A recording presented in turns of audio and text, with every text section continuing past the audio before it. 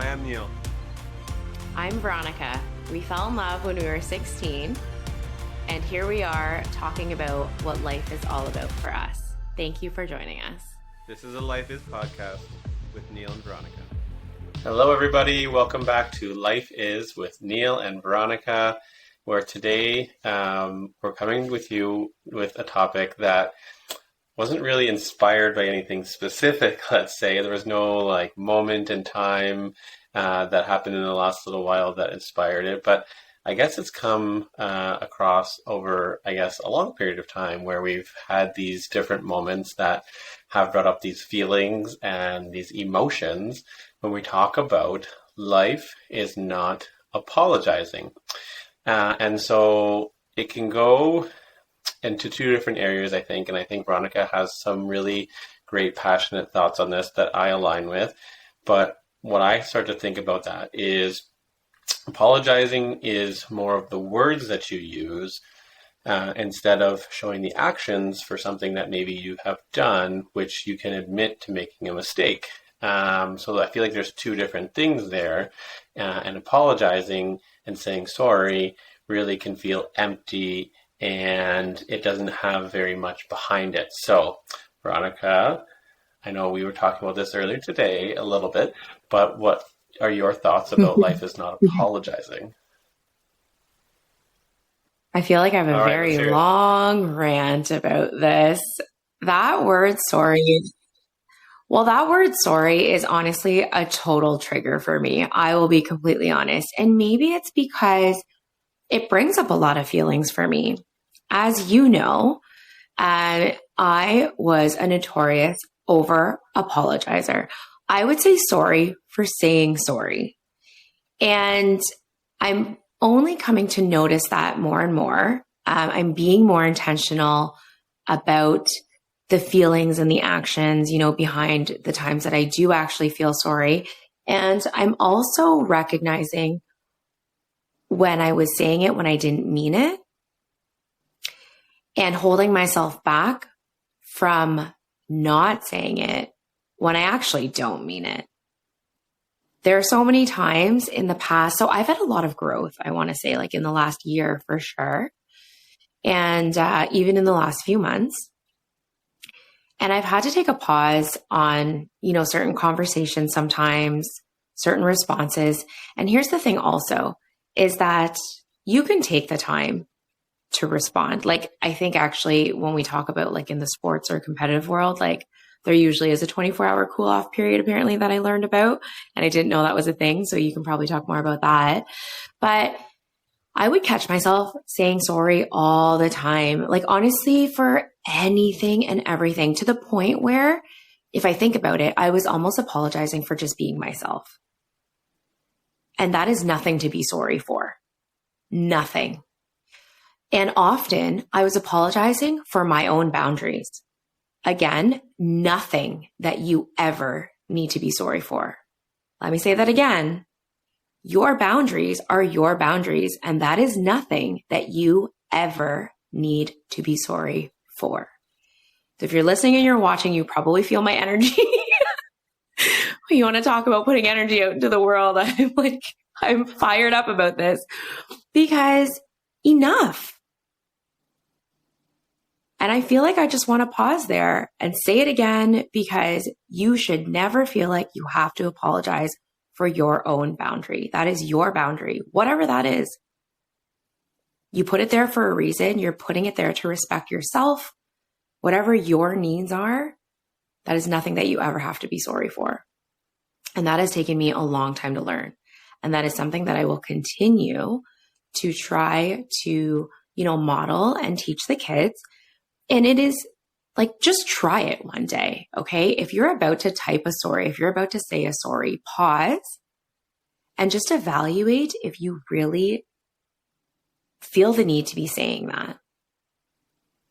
Because boundaries are so important. They're there for you. They're there to be respected. They're not there to be pleasing anybody else.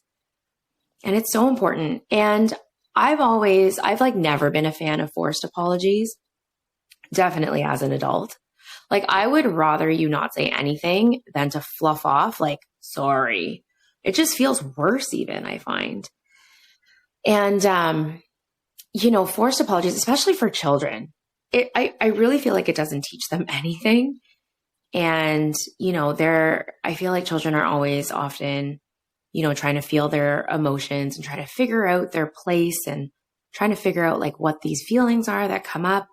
And, a situation happens and all of a sudden we're there like, shuffling them around and trying to referee, which we always said, let's try not to referee. Let's try and coach.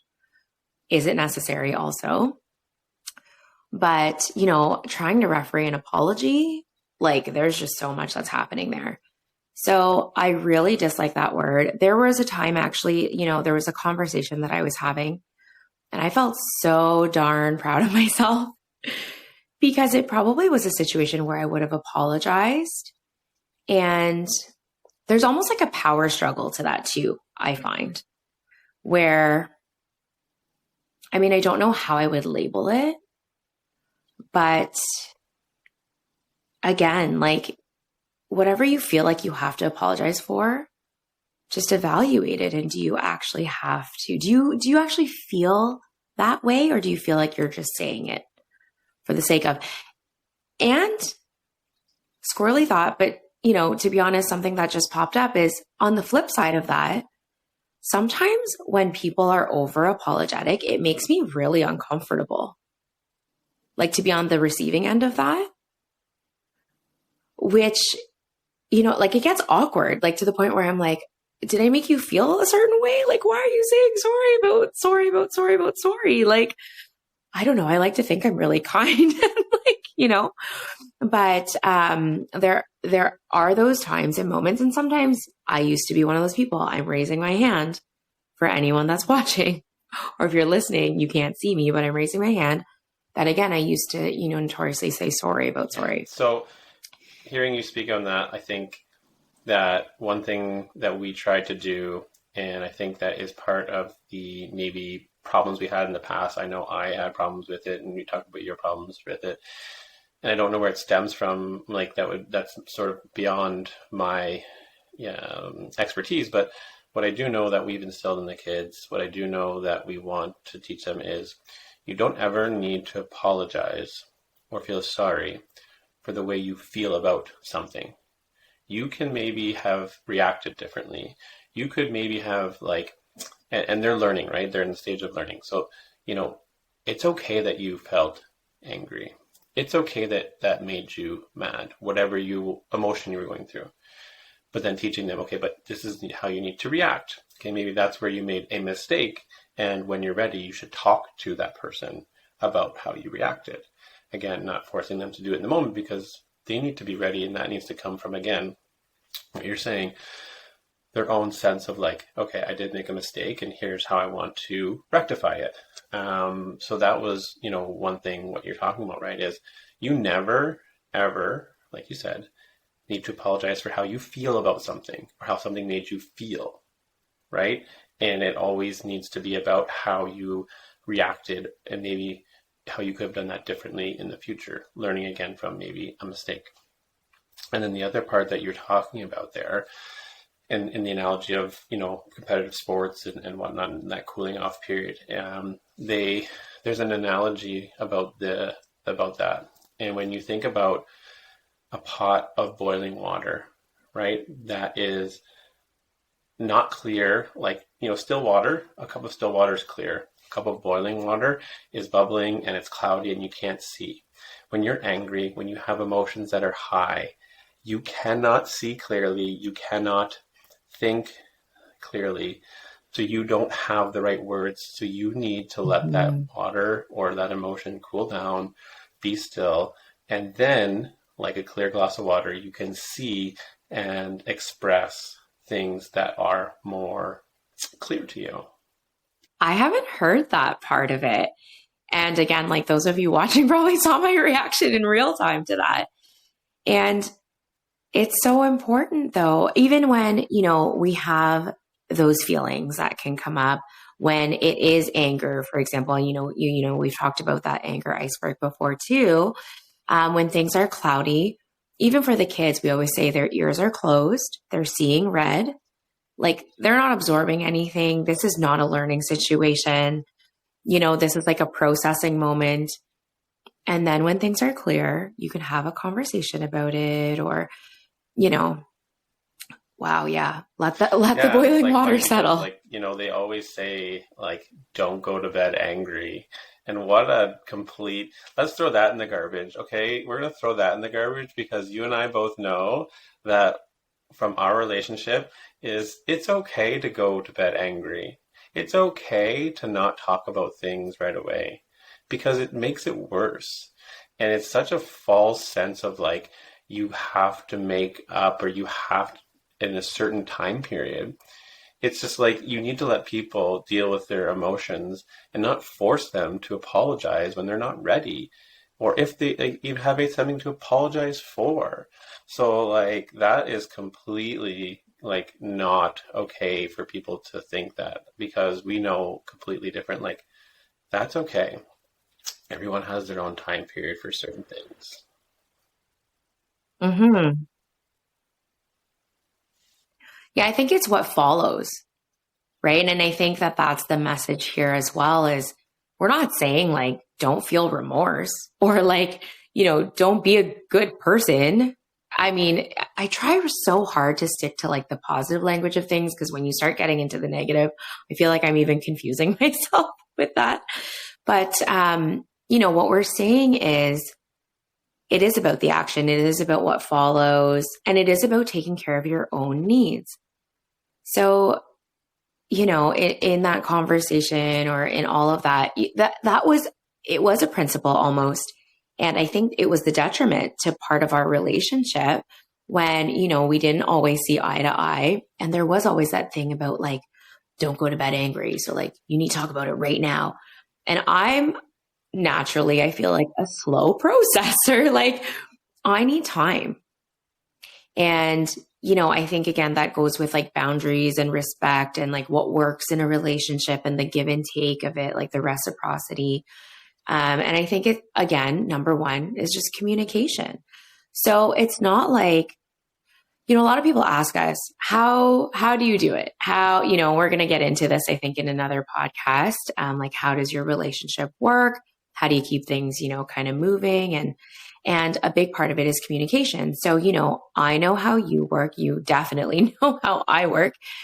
And I know that often you wanted to talk about things right away, and I wasn't ready most times. So I would say, I would communicate that though, right? It's not like I would storm off. I mean, okay, if we back up to the duration of our relationship, there were times that I just was like, can't talk. But when we got to the point that we did, I would say, we will talk about this. Like, I love you. We will figure this out. I'm definitely not talking about this right now, because if you want to talk about a boiling pot of water, like, and I wonder if that catches people by surprise, and they're like, Veronica, what does your boiling pot of water look like? I mean, it doesn't happen very often, but it is that whole thing about like the actions that follow, the respect that goes along with it, the communication that goes along with it.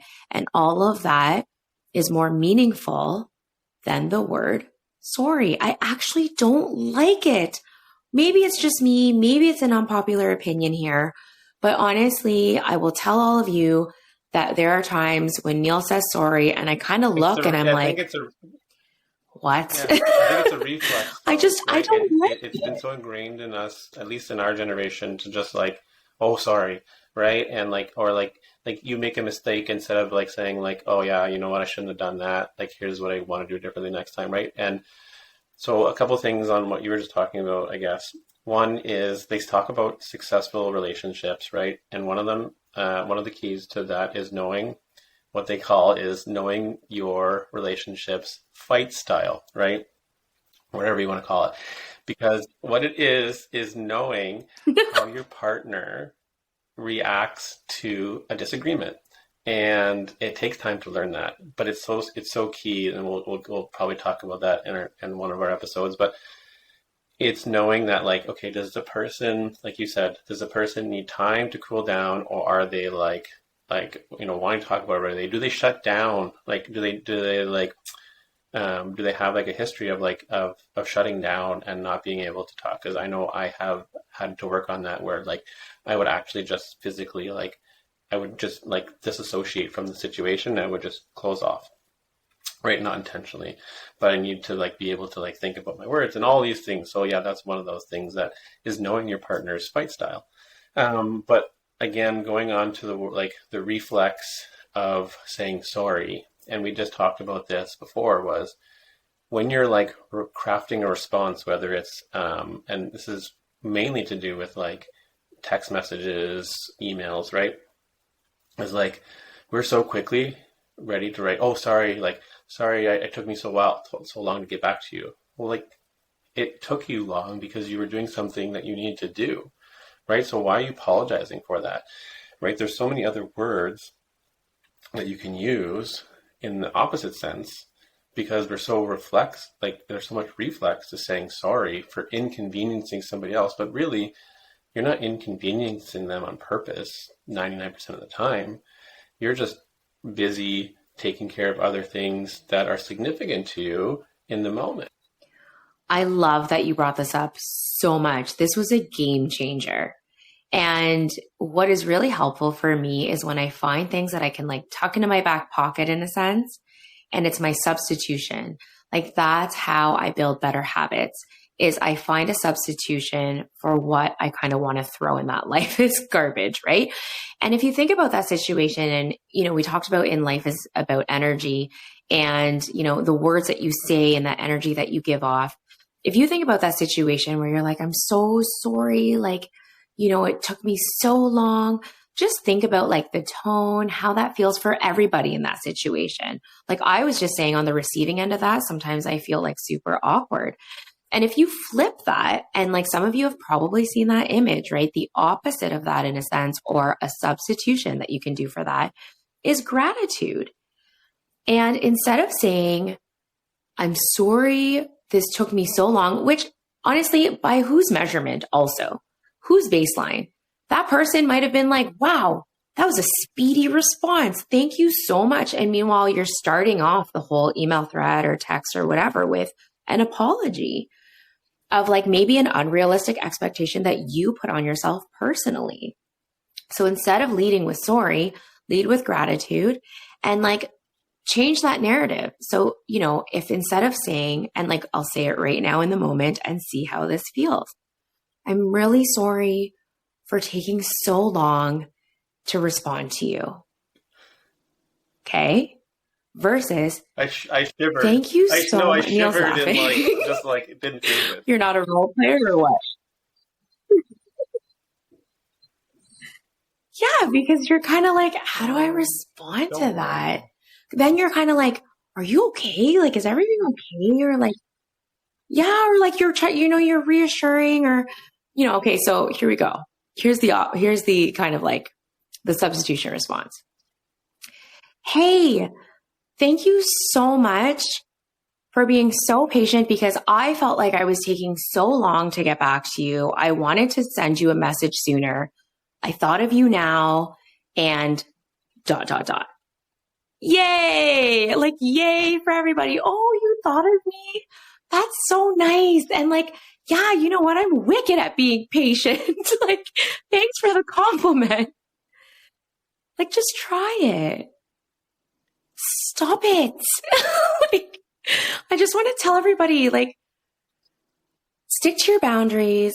Be kind to yourself. I feel like it's like the amalgamation of all of the podcasts that we've done thus far and all the messages that we want to tell everybody.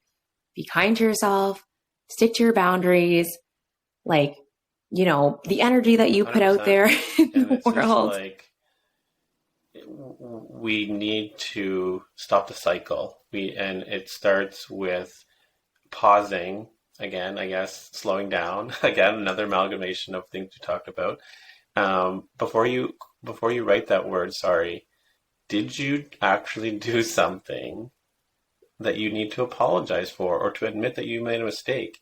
Like, is responding like 2 days later, is that a legitimate mistake? No, you and I both know it's not, right?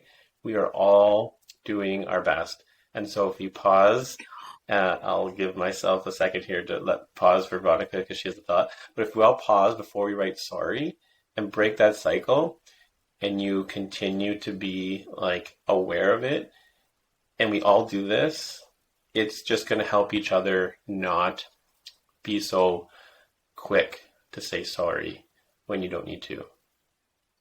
Yeah, well, just like you mentioned, like, sending a response 2 days later. Like, did anybody get injured in that? Like, I don't know. Like, what are you apologizing for? Anyway, but you were talking about slowing down also. This is a squirrely thought, but I have to share this because I couldn't help it because I pictured this moment. So we've talked about this a few times about how I used to like run across a crosswalk. And this is like, honestly, that was my action of an apology for not crossing fast enough and inconveniencing the other person. When I was like, forget it. Okay. I'm listening to myself and I'm walking at my own speed. You can wait. Now is how I feel.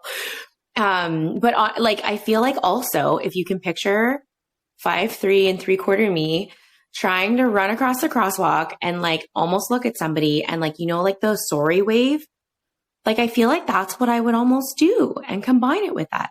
So, today Neil and I went to go pick up some groceries and like pedestrians have the right of way. Okay. There is a crosswalk for a reason. So this like elderly lady, lines on the road for a reason. Her.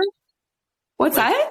That's for you to like stop your car and give people the space they need. Yeah. To cross. So lady has like groceries in her hand. She does look like she is inconveniencing us somehow. She has felt this. We're like smiling as big as we can smile. So she decides to cross. Well, she doesn't decide to cross. She has to cross. She has the right to cross. Okay. We're like just waiting to park. It's not a big deal. And she starts like jogging. And Neil literally says out loud, he's like, slow down.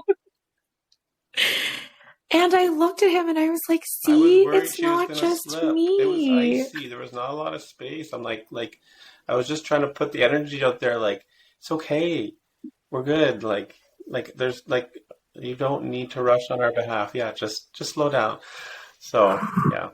Anyways, I think that like, I know you're very passionate about this. You've been passionate about this for a long time, talking about not apologizing, right? And not saying sorry for you being yourself, for you feeling certain things, for you holding your boundaries wherever those are for you, because those are yours that you set and they're there to protect you, not to inconvenience anybody else. So it's just, I think it's about time that we've talked about this, honestly. How many, 16 episodes in now, that we really get into how we can maybe change things for our mentality, our well-being, and things that we've learned from our past, whether, you're a notorious over-apologizer or it becomes something that, makes you feel triggered because it's just not what needs to be said, or like it's being said for just saying it. You know what it is too? I think it starts setting unrealistic expectations and an unrealistic bar for everybody. Because here's another thing is that, I had a friend, the first time I went to her house, guess what's the first thing that she said? I'm so sorry, my house is a mess. And I was like, I'm just going to tell you right now, in this friendship, you get one pass at that. And like, you're not allowed to say that again because you live in this space and that's fine. And I am your friend and I accept you as you are.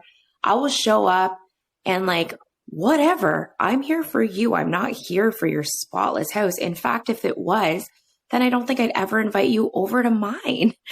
So I said, just so you know, I'm not ever apologizing for the state of my house because it is what it is. Welcome.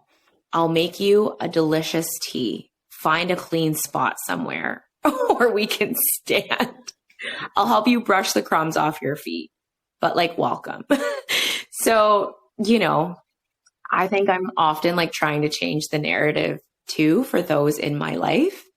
Because when I started stopping it for myself and listening to myself and my boundaries, and like, first of all, I want it to be meaningful. Like if I'm truly sorry about something, you know, the actions that go with it, the things that accompany it, of course, I'm not going to hold back an apology, right? But I'm talking about more of like the tokenistic sorry, like that token sorry that just like slips its way into conversation sometimes. And then it sets an unrealistic expectation. I almost feel like saying like, just so you know, I'm never going to apologize for that same thing. And I think that's the thing. One thing that we learned as well, like during the pandemic also, is just like lower the bar. There's so much pressure. And that is one thing also that is a huge takeaway for me. I feel like I did a 180 after this. I probably talked about it in another podcast. I can't remember if I did, but it's worth mentioning again, is I had such an aha moment when, you know, my director said to me, Veronica, I don't have that expectation on you. When you put the pressure on yourself, that is the heaviest one that you're going to feel. And nobody can relieve that pressure or take that off or help you with that except for you, because we can't even see that. Agreed. And it's like, it goes along with like having that previous thought, feelings, internal feelings of needing to apologize for how you felt about something, right? Like that was sort of, I guess, instilled in us somewhere, some along the lines, right? Like, and we're here to hopefully send the same message. Take that weight off your shoulders. Take that burden. You do not need to apologize for how you feel. You do not need to apologize for your boundaries, like we had said all episodes long. This is Veronica's message, because I know she's so passionate about it, and I definitely feel the same way. This is the same message that you got from us to anybody listening, because you're meant to hear this at this time for whatever reason. Take that pressure off yourself. You do not need to apologize. You do not need to say sorry. If you made a mistake, you can admit that 100%. But what we are trying to say is you don't need to say sorry for who you are, how you feel, or what boundaries you've set.